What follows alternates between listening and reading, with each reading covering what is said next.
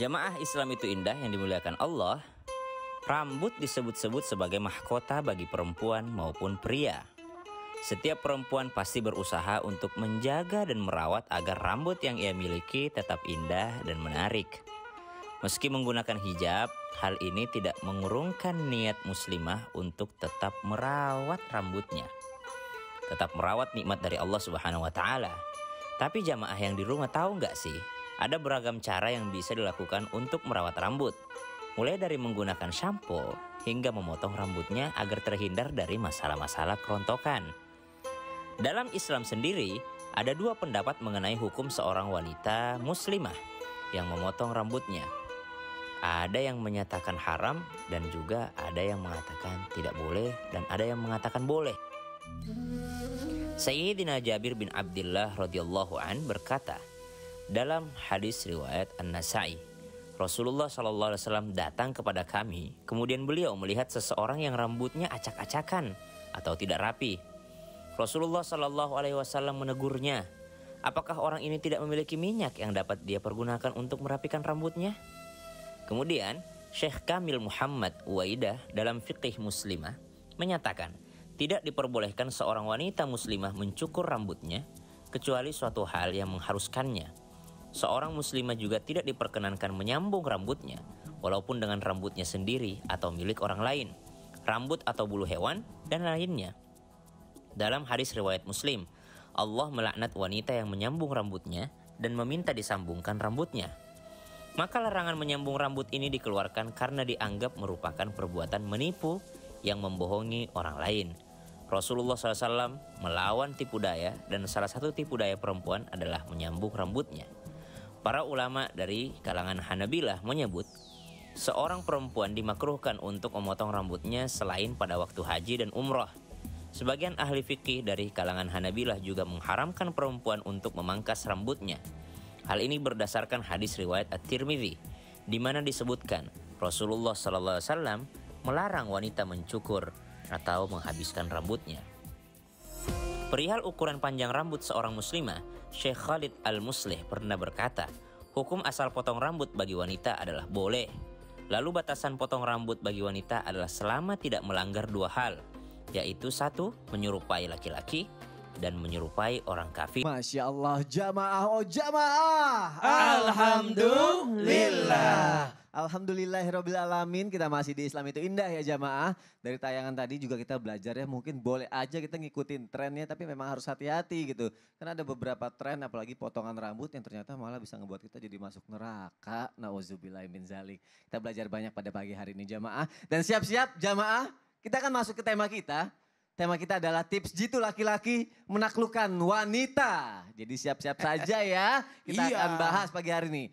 Ustadz Maulana, kita akan bahas mengenai seorang perempuan yang punya trauma masa lalu. Seorang perempuan yang memiliki trauma masa lalu. Iya, jadi masa lalunya luka, pendudukan keperihan, sakit gitu. Nah, wanita yang seperti ini Ustadz Maulana, bagaimana cara laki-laki mendekatinya dan meyakinkannya bahwa kita ini bisa jadi laki-laki yang baik dan tidak akan menimbulkan luka seperti yang sebelumnya gitu Ustadz Maulana. Mohon penjelasannya Ustaz. Baik, makasih banyak. Izin Ustaz Sam dan Ustaz Ilman. Ustaz Ilman, Masya Allah. Jamaah yang dimuliakan oleh Allah, satu hal buat kita. Kepada semua dimanapun berada. Semua orang punya masalah. Semua orang punya masa lalu. Tapi jangan pernah ungkit masa lalu itu.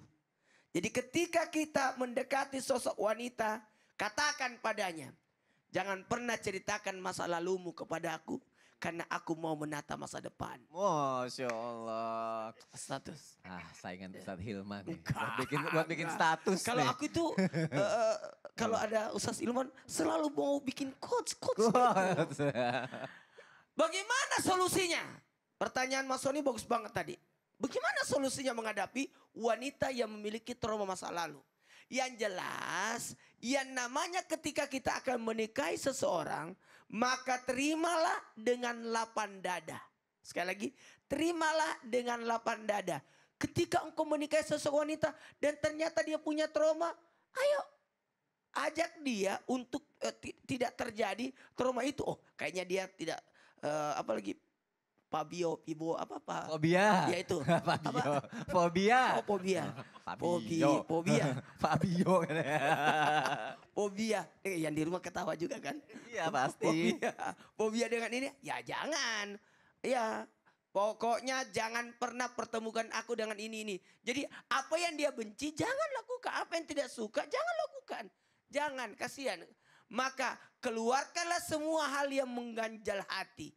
Semua, jangan sampai.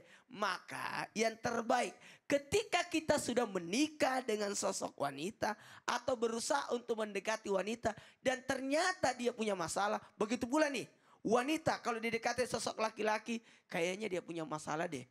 Kayaknya pernah ada trauma deh.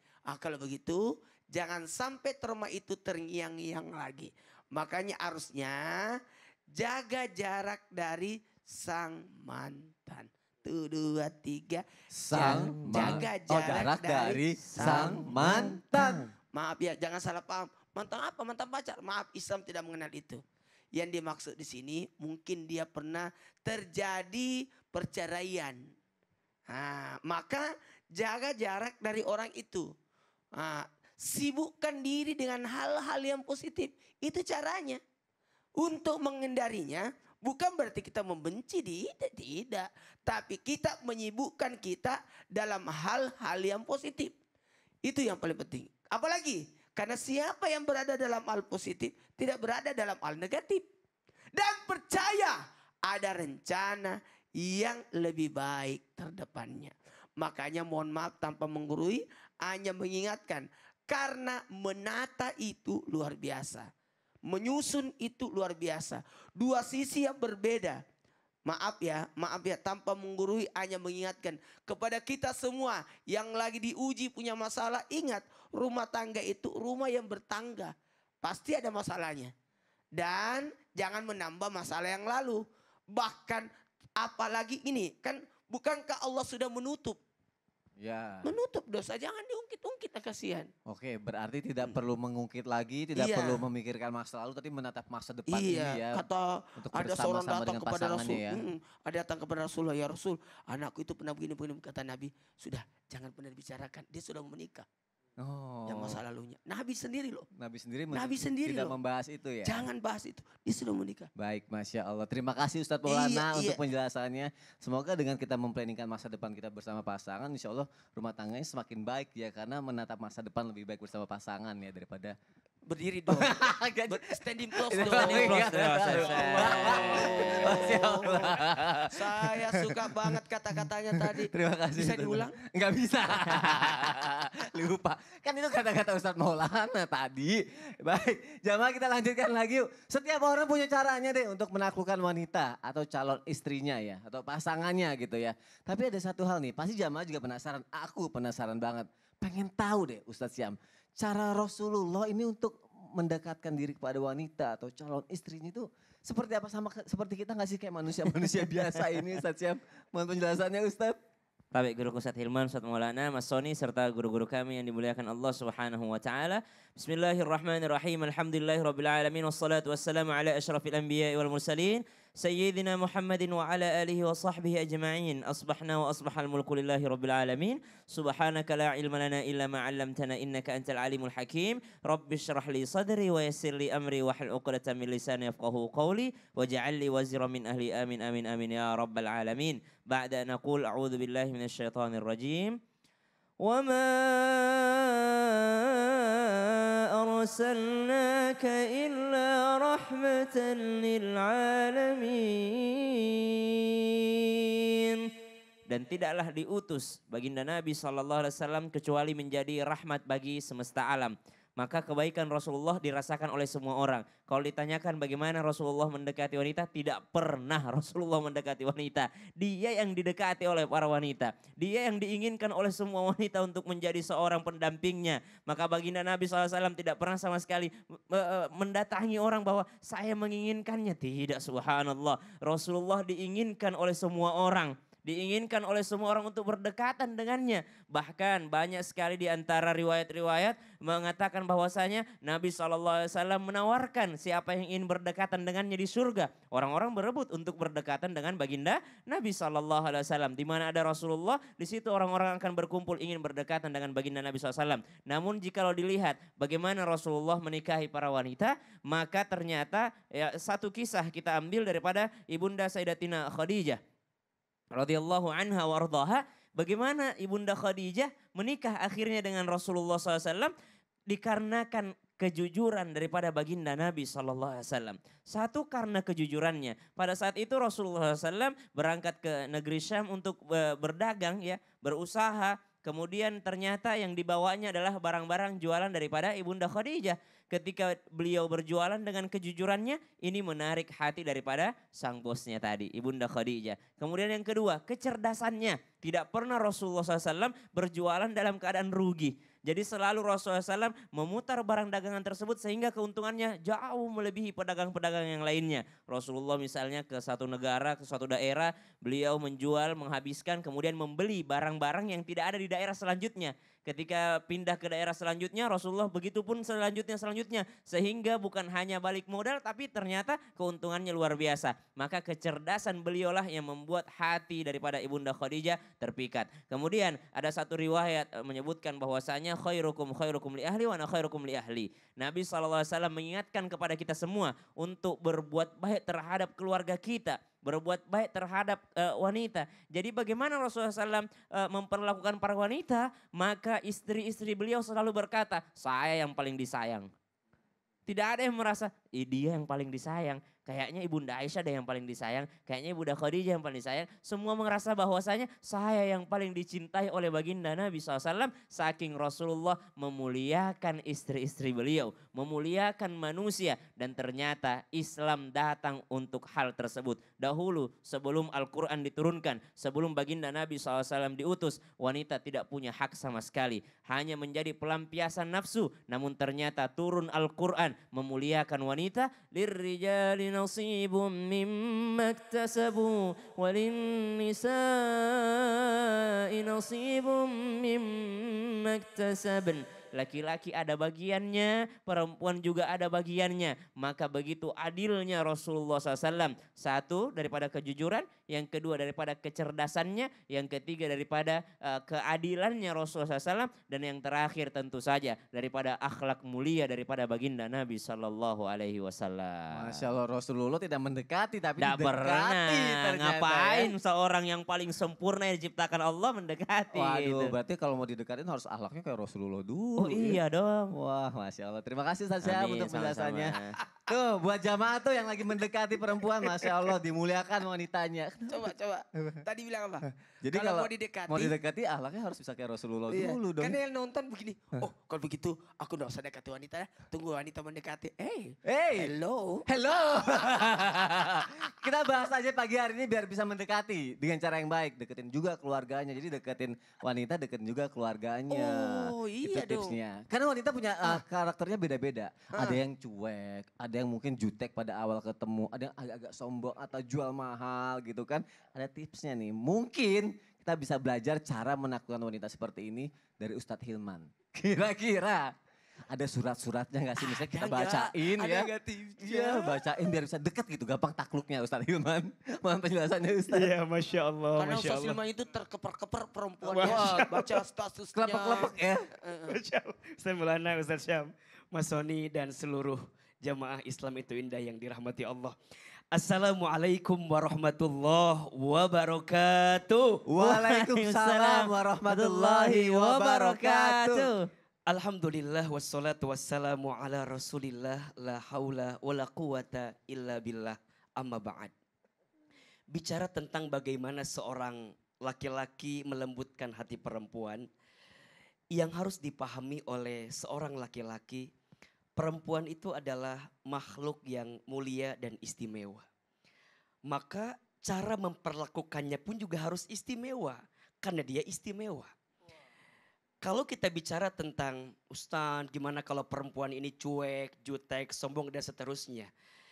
Kita harus pahami bahwa jika tantangannya berat, berarti perjuangan juga harus berat. Jika perjuangan yang dikeluarkan itu berat, maka percayalah pahalanya pun juga besar. Inna idhomal jazai ma'a idhomil balai. Sesungguhnya besarnya pahala itu tergantung beratnya ujian.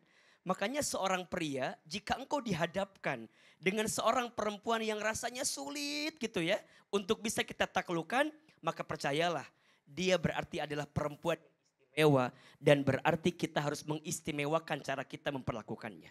Salah satunya adalah apa? Doa. Ad-du'a'u silahul mu'min. Doa itu senjatanya orang beriman. Kalau ditanya Ustadz, surat apa yang harus dibaca gitu ya. Ada nggak nih Ustadz? Saya tentu tidak memiliki pemahaman yang lebih terkait hal itu. Tapi saya kira seorang laki-laki ketika kita ingin mengungkapkan perasaan kepada perempuan yang kita cintai, kita temui keluarganya, temui orang tuanya, boleh silahkan dibaca doanya Nabi Musa alaihissalam agar kita dilancarkan dalam pembicaraan kita untuk mengungkapkan perasaan kepada perempuan yang kita sukai itu. Apa doanya? A'udzubillahi minasyaitonirrajim. Rabbis shrahli sodri wa yassirli amri wahlul 'uqdatam min lisani yafqahu qawli. Perhatikan. Rabbis shrahli sodri. Ya Allah, lapangkan dadaku. Ini penting nih. Seorang laki-laki ketika engkau mencintai seorang perempuan, siapkan hatimu untuk diterima ataupun ditolak oleh perempuan itu. Oh. Jadi jangan kepedean duluan gitu ya, bahwa aku Ya. pasti diterima. Tapi siapkan lapang ini. Mohon maaf ya, jangan pernah mendikte apa yang terbaik untuk kita. Tugas kita hanyalah berikhtiar meminta yang terbaik. Boleh jadi yang kita anggap baik di mata Allah enggak baik. Boleh jadi yang kamu anggap buruk di mata Allah justru baik. Wallahu ya'lamu wa antum la ta'lamun. Maka saat kita punya perasaan, hadirkan perasaan itu tapi lapangkan dada kita, lapangkan hati kita. Apapun yang terjadi itulah yang terbaik yang Allah berikan. Kemudian apalagi kita minta kepada Allah agar dilancarkan pembicaraan kita. Terus dilancarkan. Agar apa? Agar kita bisa bicara dengan baik kepada orang yang kita cintai itu. Percayalah, wahai laki-laki, perempuan itu sangat suka dengan laki-laki yang optimis ketika bicara. Maka jadilah laki-laki yang optimis ketika bicara. Bangun harapan-harapan positif karena mereka adalah seseorang yang akan dikuatkan hatinya ketika engkau punya bicara yang baik kepada mereka. Wallahu a'lam bishawab. Masya Allah. Terima kasih Ustadz Hilman. Hari ini kita belajar ya, kalau kita mau ngedapetin wanita yang istimewa, cara memperlakukannya juga harus istimewa. Masya Allah. Mau ngedapetin sesuatu yang berat, perjuangannya juga harus berat. Kalau udah semakin berat ternyata kita harus minta sama Allah ya. Dengan surat tadi mungkin kita bisa berikhtiar jamaah yang ada di rumah. Karena wanita ini wah luar biasa. Mahal, bersinar seperti berlian Ustadz. Wah. Cara dapetinnya susah. Kalau udah dapetin kayaknya disimpan, dijaga baik-baik. Berlian kan gitu ya. Itu bisa jadi coach bukan? Enggak. Ini ceritanya begitu. Soalnya ada yang udah ngedapetin, susah payah. Udah mau perempuannya tapi gak dinikahin. Kayak digantungin gitu kan. Kenapa? Masalahnya apa? Kenapa nih masih ada orang yang udah mendapatkan tapi bukan dinikahin, kayak ditunda-tunda gitu. Harus bagaimana nih Ustadz Maulana? Nih, saya gemes dengarnya nih. Ya kan gemes kan? Karena aku pernah ada seperti itu temen. Pernah, oh teman. saya. Oh bukan ya kirain. Teman. Kalau gitu mohon penjelasannya Udah Ustadz. nunggu. Hah? Tidak dinikahin. Oh bukan Ustadz Syam kan? Bukan. Oh bukan ya udah. Enak aja. Gila. Dong. Izin Ustaz Ilman, Ustaz Sam, supaya aman aku Ustaz Ilman dulu ngomongnya. Menunda pernikahan. Ini harus pakai praktek ini. Menunda pernikahan dikarenakan belum siap. Siap, tidak siap, kapan mau siap? Jadi kapan? Mohon maaf, tunggu mapan, tunggu kaya, tunggu tua, tunggu hati-hati loh. Jangan pernah menunda-nunda pernikahan. Wasari wila magfirati min rabbil jannatul ada samawat uddal mutakin. Bersegera atas 5 hal. Tobat, sholat, bayar utang, penyelenggaraan jenazah. Dan jangan tunda pernikahan. Kebayang kalau kita tunda-tunda pernikahan. Bawa anak ke sekolah itu dikira cucu kita. Kelamaan. Hati-hati ya. Bersegeralah untuk menikah. Karena itu adalah merupakan kewajiban. Kepada orang tua yang berkata, nanti kau menikah nak, nanti kau menikah nak ya, nanti kau menikah nak. Sebaiknya kalau kelihatan ini geragak, ini anak sudah ada yang suka, panggil, mana itu orangnya. Saya kalau begitu, saya punya adik perempuan, saya punya ipar perempuan. Aku ketemukan dia, sini, panggil itu ke sini. Kalau mau nikah, kalau daripada kau begini-begini. Oh, kenapa? Hati-hati kepada orang tua yang menunda pernikahan anaknya. Kalau dia berzina, orang tua menanggung dosanya. Hati-hati. Jadi sebaiknya diajak konseling. Konseling. Ya, konseling. Karena merupakan sebuah kewajiban untuk segera menikah kepada siapapun yang memiliki kemampuan. Makanya kalau tidak mampu berpuasa. Menahan. Apa artinya puasa? Menahan. Nah, kalau puasa di bulan suci Ramadan, puasa menahan makan dan minum. Dan ini mohon izin, tahan. Makanya kalau mau pacaran setelah menikah. Pacaran sebelum menikah itu setan di situ. Karena dalam Islam bukan nama pacaran. Tapi hanya sekedar mengenal. Maka anjuran untuk tidak menunda pernikahan ini sangat penting. Karena berkaitan dengan adanya merusak nasab. Hati-hati, merusak nasab. Karena ingat, pernikahan itu adalah separuh agama. Kenapa saya katakan separuh agama? Karena separuhnya lagi setelah pernikahan. Nah gini, kalau ada... kalau kita lihat, misalkan maaf, aduh nggak enak. Kenapa Ustaz? Jadi gini, jadi ini kayaknya. Misalkan Sony, sini kan sama Pak Irus. Ya, ini Pak Irus. Pak Irus di sini. Ya, kan nggak enak kalau Ustaz Ilman jadi Pak Irus. Oh iya. Jadi aneh. Ya. Nanti aku kebayang-bayang lagi kan. Tapi Pak Irus. Oke. Aku lihat kan, kayaknya Sony ini jatuh cinta sama Pak Irus nih. Apa? Suka. Suka banget. Gimana caranya? Aku suka banget. Kapan? Hah? Kok kapan? Daripada dosa. Berdua-duaan jadi dosa. Bergandengan jadi dosa. Ayo kapan? Oh langsung aja ya? Langsung. Bulan Ditanya depan dulu. kalau gitu? Bulan depan. Berarti dia sudah jadi orang Makassar. Kenapa? Bulan depan. Bulan depan. Biasanya pakai engge itu orang Makassar. Kan depan. Bulan depan berarti ya. Oh berarti nggak boleh Nggak pacaran. Kalau bisa menikah dulu baru pacaran setelah ininya ya. Kalau enggak Apalagi dosa ya. Soalnya kan punya anak cewek. Gitu. Ih jangan. Oh aku posesif kalau kayak gitu. Oh, ya, Akan bagus. aku jaga semuanya. Aku suruh nonton Islam itu udah tiap hari biar dia sadar. Dia belajar. Baik. Ngomong sama diri sendiri kalau kayak gitu. Takut bener punya anak perempuan soalnya. Udahlah kita bahas yang lain aja. Jamaah, sekarang aku mau bacain lagi ya. Pertanyaan yang udah masuk ke media sosial Islam itu indah nih. Aku sambungkan lagi ya sama TV Jamaah ya. Bismillahirrahmanirrahim. Wah, Masya Allah. Kita lihat lagi tips jitu laki-laki menaklukkan wanita. Dari siapa ya? Ini deh, ST Ange 3. Oke. Assalamualaikum Ustadz. Jadi gini Ustadz, aku mencintai seorang wanita dan aku yakin dialah yang selama ini ku cari. Aku ingin dialah calon istriku nanti.